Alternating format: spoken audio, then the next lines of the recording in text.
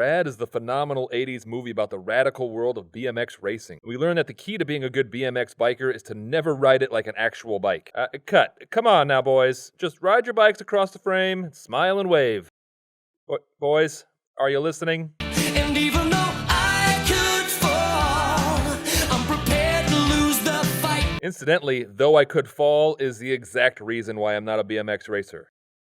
Rad is directed by Hal Needham, whose filmography before Rad fell squarely into the obscure Burt Reynolds racing across the country genre, which kind of makes me upset that Burt Reynolds is not in this. He could be like a grizzled bike shop owner who hates BMX racing and kids, but still manages to teach crew about life and racing along the way. Oh, and also he might be magic? Yeah. Bill Allen plays Crew Jones, who is just the most extreme paperboy who ever lived, and also the oldest. Crew and his high school friends deliver papers in the raddest way possible, and... You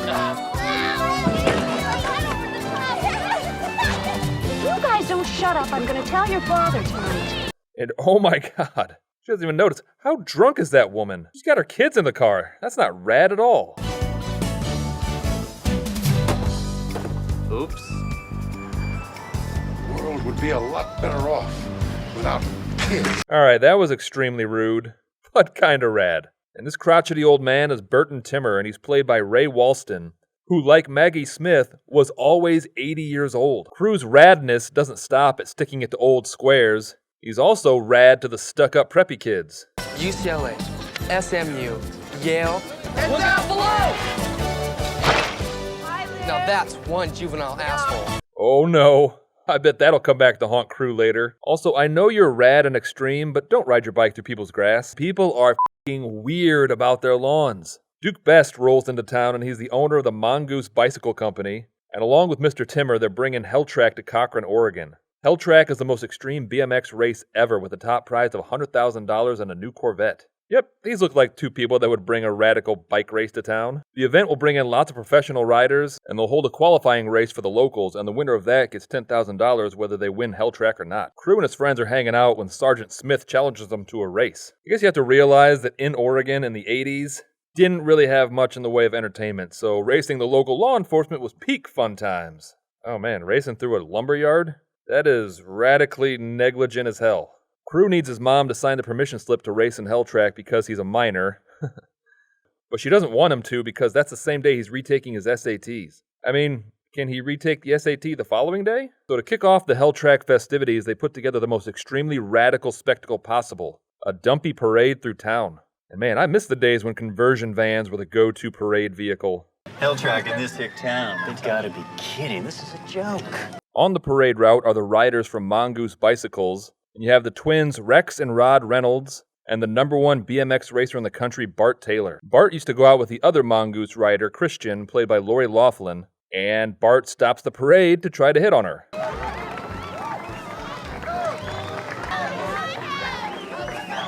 It's about ready to get out of here. Alright, so we're back on the parade. Guys, you can't just cut across the parade route. Guys, You'll all have to move. This is so un-American. I have to get through. Come on, I'll help you out. No problem.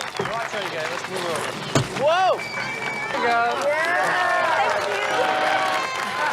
oh my god, you definitely can't let someone just drive through the parade route. This is the worst parade I've ever seen. That evening, they keep the rad festivities going by having a dance at the school gym. And since Crew never learned how to walk, and they don't allow bikes in the school, he's forced to just loiter outside. Inside the gym, the professional riders have an impromptu dance-off to show the locals how it's done. I think. And these were the people making fun of this town? I don't think these guys are allowed to make fun of anyone about anything. Oh, this town is small. Yeah, well, you're dressed like what the 1950s thought people in the year 2000 would be dressed like. And I don't know why, but I feel like the Reynolds twins should have been German. And the crowd inside and outside is having the time of their lives, which really shows that they need a Dave & Buster's or something. Crew then gets challenged to a bike-off by Christian. Hold everything! It's Christian Holland! Oh, and this dance has a narrator. That'll help the people in the back know what's going on. Could it be that she and Bart are gonna bicycle boogie for you? Excuse me. I hope so. What happened to my eyes? That is not Bart Taylor. Sounds like that announcer is having some sort of existential crisis. You know, this is why dances stopped having announcers. They were just far too easily confused, especially when new people just keep showing up. Can you imagine an announcer at any of your high school dances? What happened to my eyes? It looks like Jimmy Barnes got an erection while slow dancing with Laura Young to the song I Swear. How's he gonna get out of this one? So they start the competition, and it's painfully obvious that Lori Loughlin is only pretending to know how to ride. But I guess it wouldn't be the only time Lori Loughlin was involved in staging something in order to get on crew. Huh? I don't know. I reworded that joke about 20 times, and that's the closest I can get to making it work. Crew and Christian then begin to spend more time together, and she helps Crew land a difficult jump he's been working on.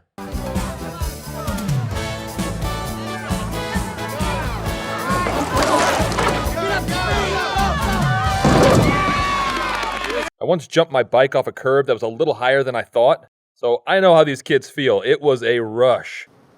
You know, this really is beautiful. Really? The background of every scene so far looks like they're riding past a dump.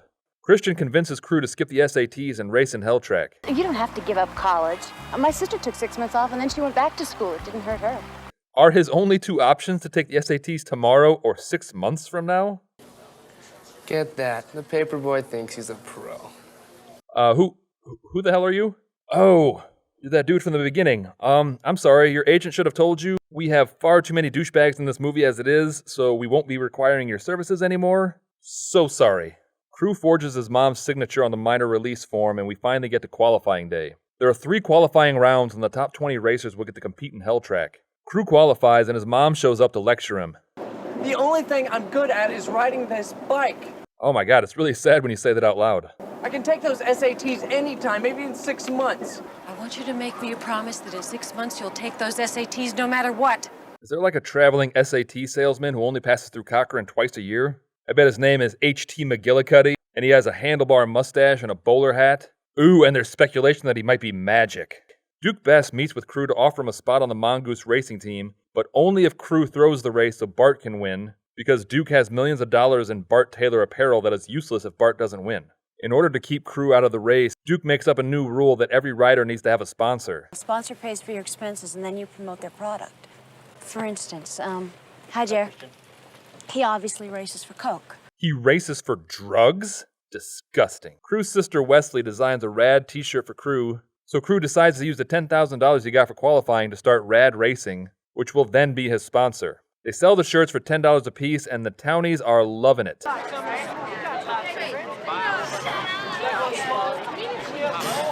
Why are they driving around in the prize vehicle? If I was in this race, I wouldn't want to drive a Corvette that the Reynolds twins have been awkwardly squatting in all week. Oh good, my brand new Corvette has 50 miles on it already.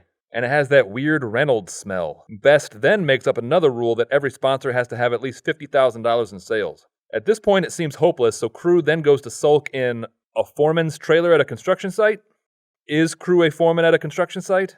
Just because everything isn't going your way, you want to bail. I thought you were a man.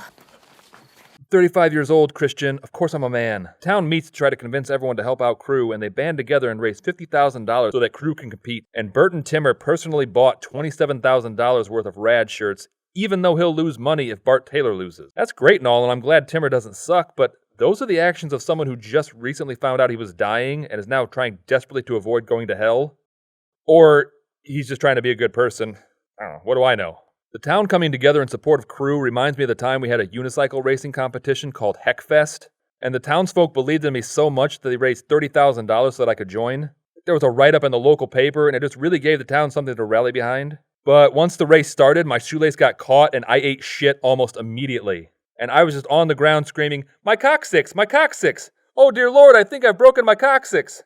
And let me tell you, people were not sympathetic at all. They were pissed. And it was all captured on video, and of course that video went viral.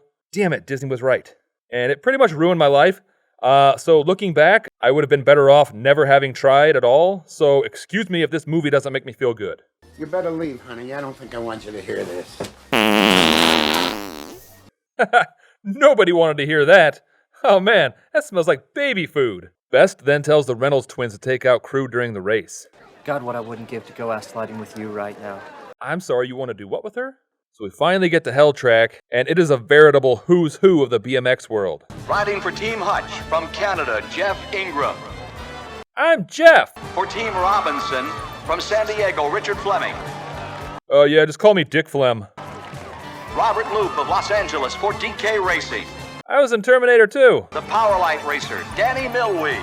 I really hate to correct you, but it's actually Danny Dillweed. Canada's Kirk Behan is qualified for Norco and Super Succo. I'm on a bike, eh? And for Team Hutch Hollywood, Mike Miranda. My grandson thought I would have fun doing this, and he was right. I'm loving every second of it. Team Mongoose qualifies 3 riders, the Reynolds twins, Rod and Rex, out of Bayshore, Long Island. We are the Reynolds twins. We love crushing Americans with our bike skills, yeah? Yeah. The number 1 rider in the nation, Florida's Bart Taylor. Mr. Taylor is my father. Please, call me Bart. Oh, you did call me Bart. Oh god, I'm so stupid. And the race begins, and Crew takes the lead for the first lap before one of the Reynolds twins knocks him down and he winds up in last place. He quickly moves up to the number 4 spot with his wicked bike flip. What a shortcut! Oh my heart, a backflip!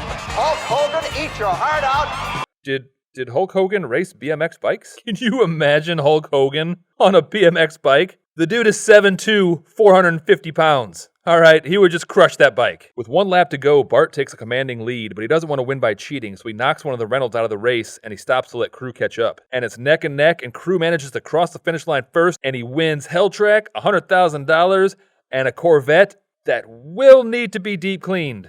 Who knows what the hell they did in that thing all week. Duke fires Bart from Mongoose Racing, and Bart immediately joins Rad Racing. And that's it. Story ends there. Apparently people hated this movie back in the day, so we never got a chance to see Rad 2, and that is just sickening. I mean, shit, this movie has a 42% on Rotten Tomatoes. That seems a little harsh. Alright, so I need to become a Rotten Tomatoes reviewer and help right some of these wrongs. I can at least bring it up to 46%, and then I'll have to recruit more people, but I promise by the end of this year, Rad will be certified fresh. Hello, racing fans. I'm Vern Collectin, coming to you live from the 20th annual Heck Track, the Midwest's largest unicycle race. The races are at the starting line, including our own hometown hero. And they're off. Oh, my God. Oh, dear heavens. Oh, dear God, folks. Oh, God, my coccyx. My coccyx. Oh, I've broken my coccyx. The people who aren't witnessing this live will always be considered the lucky ones. We believed in you. This is a dark day for unicycle racing, and really a dark day for humankind. 30 grand, you piece of shit. This is Vern Collectin signing off forever. Oh, why? Goodbye, and may God have mercy on us all.